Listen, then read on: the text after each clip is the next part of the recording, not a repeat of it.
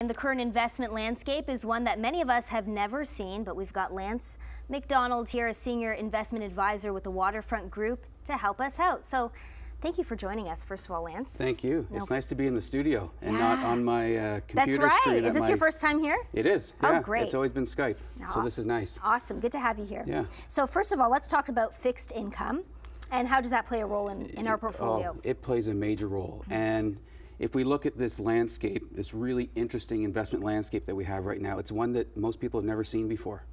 Like if you go back to the beginning of this year, stocks, fixed income, bonds, and cash investments all dropped. And we don't see that very often. So it was really hard for people to decide where they needed to put their money. High interest savings weren't really paying high interest. Bonds, fixed income, are having their worst year in history. And that's not normal for people. Usually that's a place of safety for people. But if you go back to 1990, when the bond market was on its run and hit its peak in 2021, it made almost 500% for people in that period of time. So that's a big change.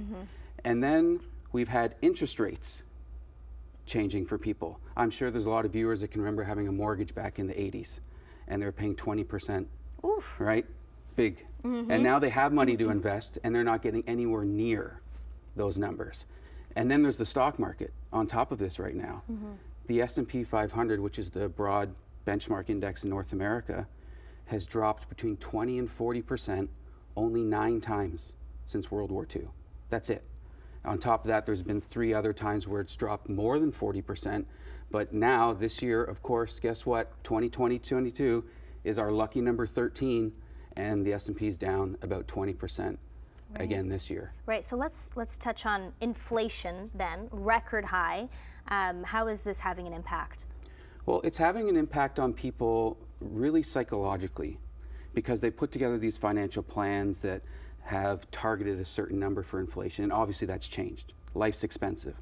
And people are coming off of a time where their portfolios were doing really well. So they made a lot of money, and usually when that happens, people typically tend to get involved in things that they may not have before, like cryptocurrencies and technology stocks and oil stocks. And now they're looking at their portfolios, they see all these losses, they're unsure what to do, they see the cost of living go up.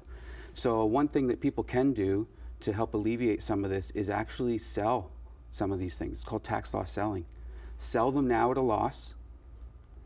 You can take that loss and go back up to 3 years and get some of your capital gains taxes back. But also, if you can't do that, you can use it going forward to help offset some gains in the future. Okay. Now, tying more into interest rates and inflation, another thing that people have done is they've borrowed against their homes. Right, and I wanted to ask you, what about your home? How does that play a role in all of this? A huge role, because again, people did things they didn't normally do because interest rates were so low. They had no problem borrowing against the equity in their house, maybe to do a home renovation, maybe to help their kids purchase their first home, or to invest. A lot of people did that as well. And it made sense. If you're borrowing money at 2% and buying something that pays you 6%, the math works for you.